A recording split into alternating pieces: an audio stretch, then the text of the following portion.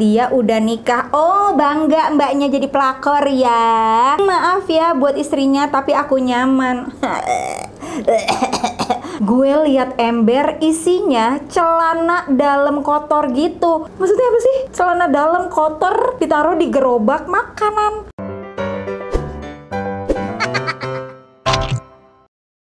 Hi everyone, welcome back to my channel Asik. Hey, apa kabar semuanya? Balik lagi di channel Rachel Godard.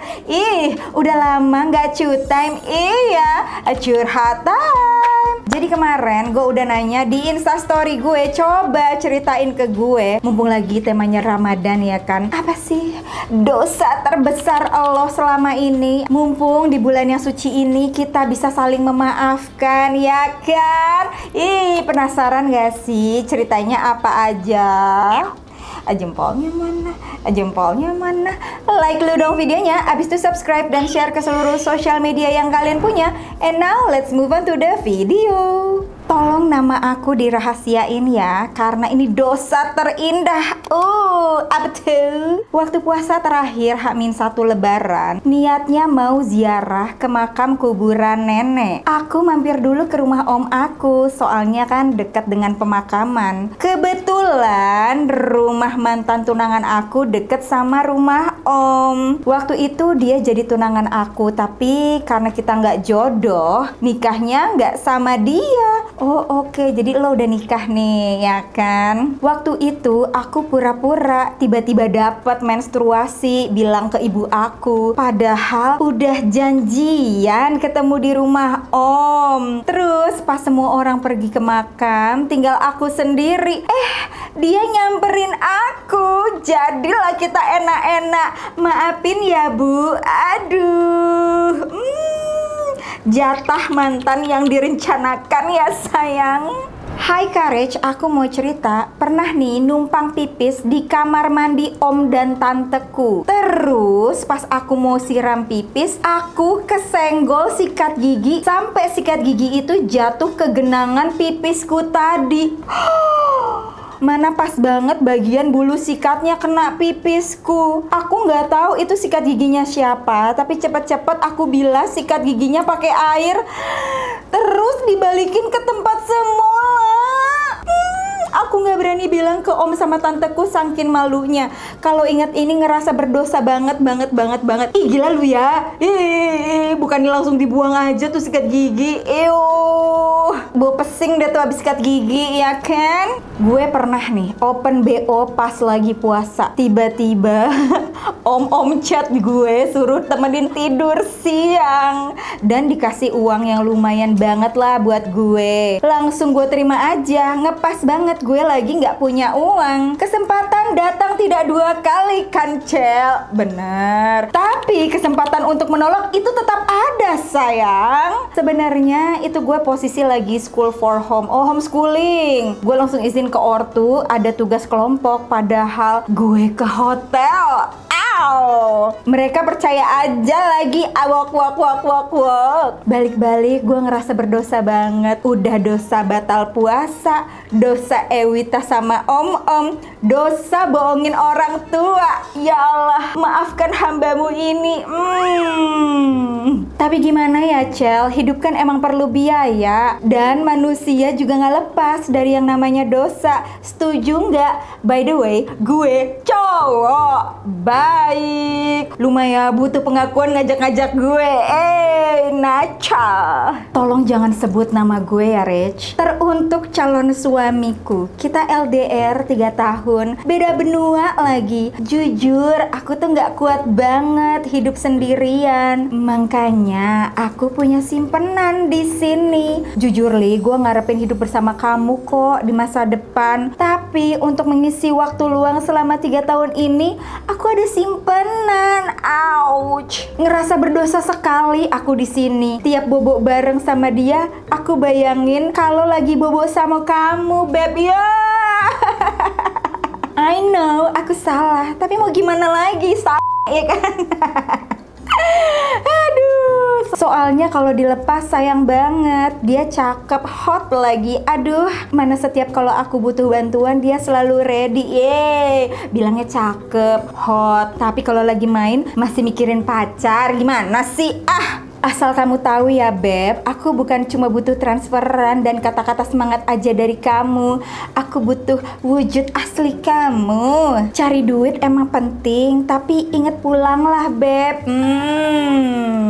Emang sih ada orang yang kuat untuk LDR, tapi ada juga yang gak kuat. Coba kalau gak kuat LDR mendingan diputusin aja sayang. Waktu gue SMK pernah nih selingkuh selama 4 tahun sama tetangga gue yang umurnya beda cuma 8 tahun. Tapi dia udah nikah. Oh bangga mbaknya jadi pelakor ya. Yang bikin aku nggak nyesel karena jatah bulanan lancar. Lumayan buat beli skincare sama jajan. Maaf ya buat istrinya tapi aku nyaman. Enak banget gue bacanya sumpah. Aduh ini mah modal selangkangan doang ya sayang. Nyari duit sendiri nggak bisa.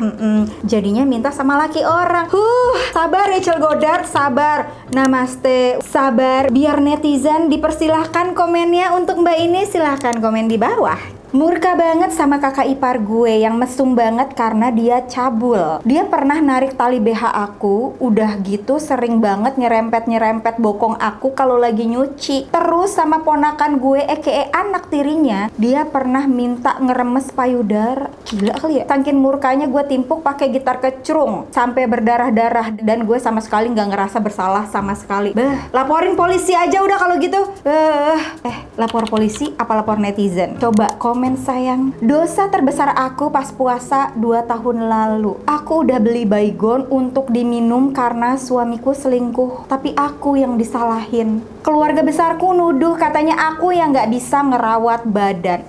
Balik lagi ke fisik nih. Sebel banget gue. Dikatain gendut lah. Makanya wajar suami cari yang lain. Kalau lihat tukang rebut pelakor, rasanya emang bener mbak. Dia cantik, kurus, ayu lah. Sekarang aku lagi di posisi mau rebut kembali suamiku. Ya Allah, males banget. Nih ya soal merebut gini. Yang namanya pelakor, membinor ya, mereka itu kan emang gatel ya. Namanya juga multi talonte ya kan. Tapi yang namanya perselingkuhan itu ada 2 orang yang setuju. Misal nih ya, kayak lo ngajak dansa seseorang nih ya kan. Lo yang ngajak, dianya mau apa enggak? Kalau dianya yang nggak mau, nggak akan terjadi perselingkuhan sayang. Stop nyalahin diri sendiri. Iya, emang nih kebanyakan ya yang namanya perselingkuhan pasti yang disalahin tuh korban. Padahal yang gatel ya suaminya, yang gatel ya pelakornya. Nggak bisa disalahin korban sayang. Dan nggak bisa juga yang disalahin cuman pelakornya atau pembinornya aja. Hey, ingat sekali lagi, perselingkuhan terjadi saat 2 orang setuju untuk berselingkuh. Cerita pas malam takbiran nih. Biasalah anak muda dan anggur merah. Malam takbiran mimi ya sayang. Tahu kan apa yang terjadi setelahnya? Bangun-bangun sebelah gue pacarnya sahabat gue. Iya, kita bobok bareng semalam. Hilaf banget. Abis sholat id, ngelakuin lagi hilafnya 2 kali. Selingkuh kok hilaf? Mana ada selingkuh hilaf?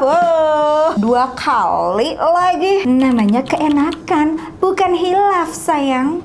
Udah 3 kali lebaran, laki saya jarang pulang. Sekalinya pulang marah-marah, kadang mabuk juga. Sering juga tetangga bilang kalau suami saya tuh punya pacar LC di klub malam. Tapi saya nggak pernah mergokin secara langsung, jadi saya cuma bisa diem aja. Tapi jujur, hati ini nggak bisa ditahan. Saya sakit hati mbak, jadi sering curhat sama sahabat laki saya. Dan dari curhat sampai minggu lalu kelepasan.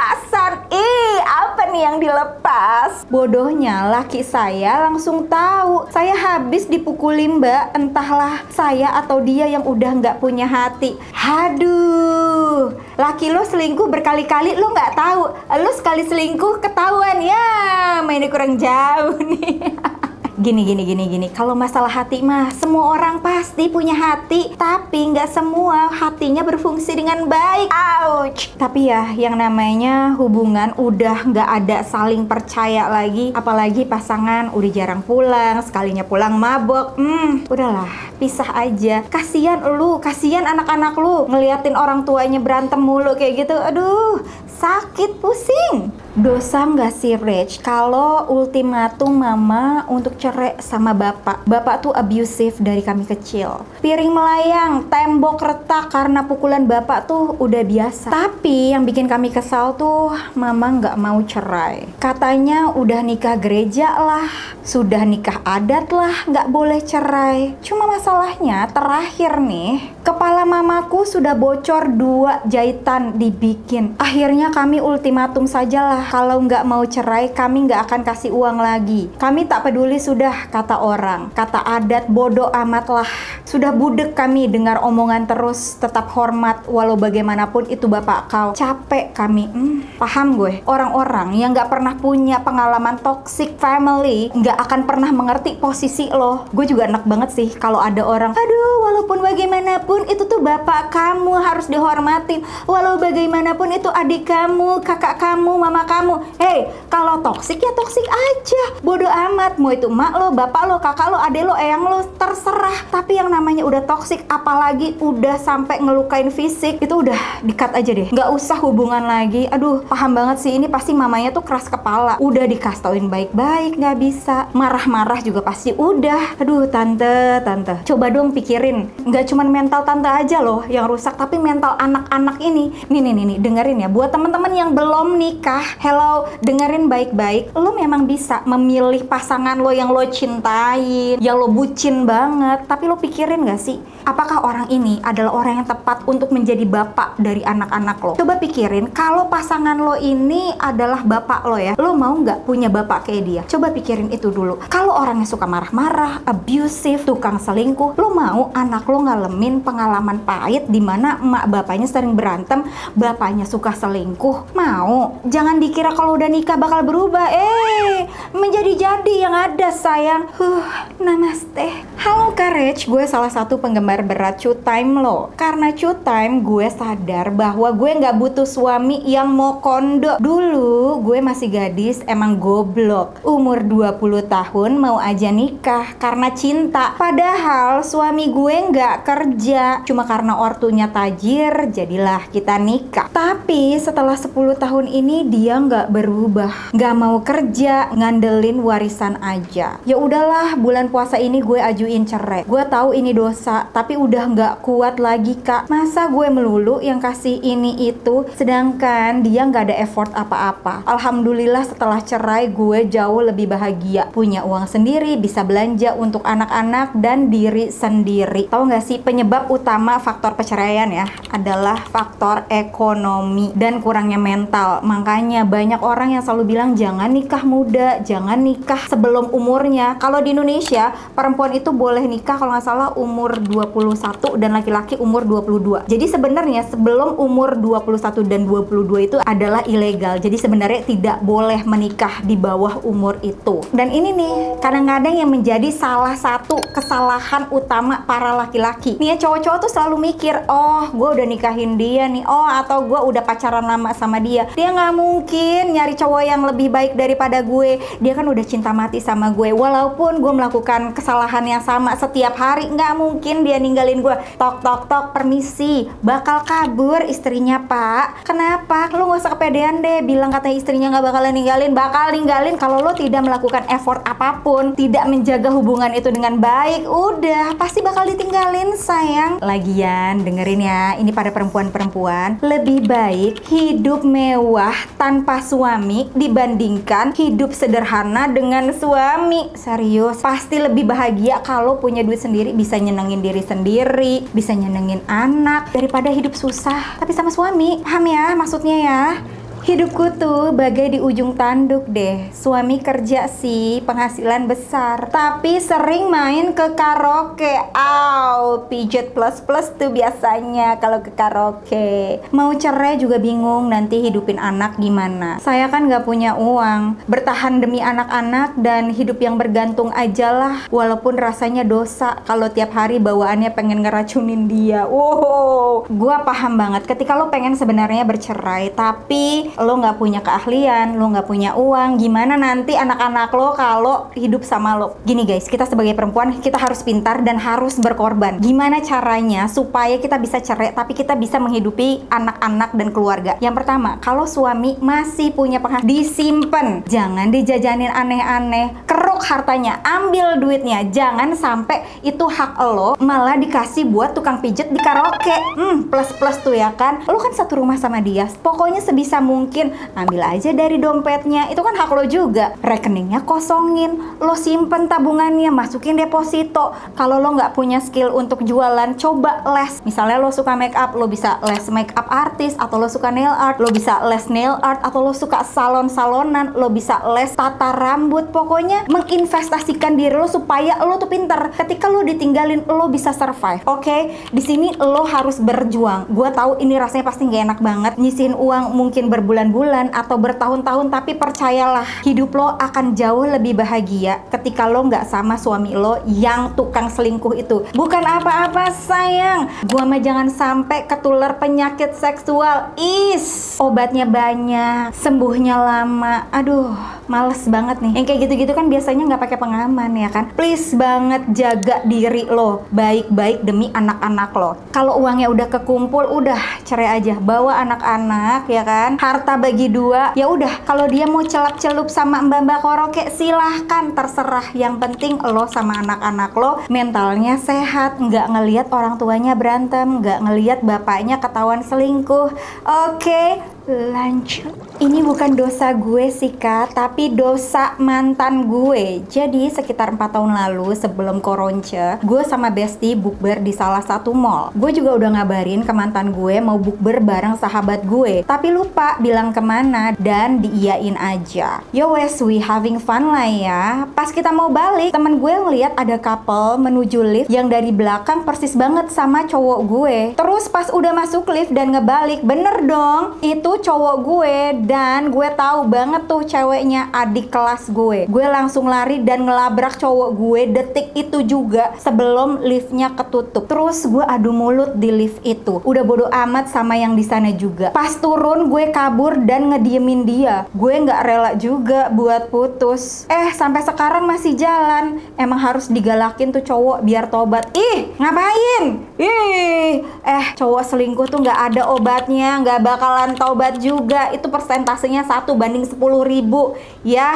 Oke. Nih mau nanya ya sama teman-teman ya, kalau lo ngegepin pacar lo atau suami lo selingkuh, lo bakal bikin ribut nggak sih? Kayak sekarang kan udah ada media sosial, lo bakal minta tolong teman lo ngerekamin, terus lo jambak-jambakin pelakornya, atau lo bakal ngapain deh? Gue pengen tahu banget, penasaran. Coba dong komen di bawah. Waktu itu gue masih maba, gue balik abis ospek dan mau buka puasa bareng teman-teman kampus di salah satu warung nasi pinggiran di dekat kosan temen gue. Capek dong abis ospek, gak sabar buat makan. Kita pesen nasi ayam penyet. Terus si Konya lagi rame banget kan tuh warung. Gue yang merhatiin pesanan, tiba-tiba ke distract pas ibunya sekilas buka laci bawah gerobaknya. Gue lihat ember isinya celana dalam kotor gitu.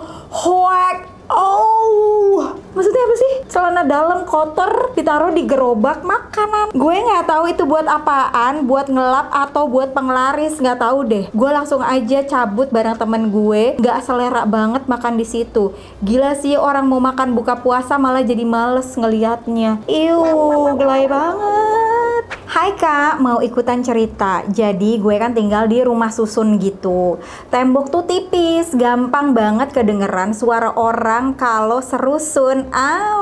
Kalau bulan puasa gini ada tuh tradisi khasnya, yaitu orang-orang jadi banyak yang mendadak suka mandi malam atau subuh-subuh sebelum imsak. Ternyata mandi wajib berjamaah tuh jadi salah satu tradisi bulan puasa di rusun gue. Ya, yang penting puasa lancar, nggak kebawa nafsu siang-siang dah, nggak apa-apa ya kan?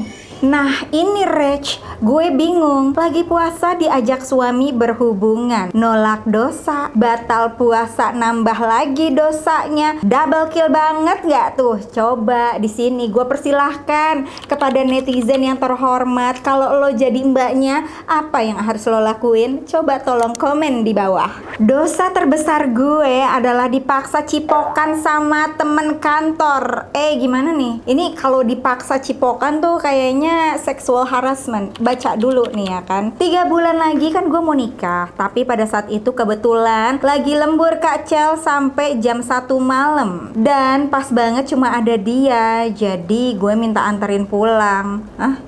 Minta anterin pulang. Tapi di jalan tiba-tiba dia cium bibir gue. Gue ngerasa berdosa banget sama calon suami.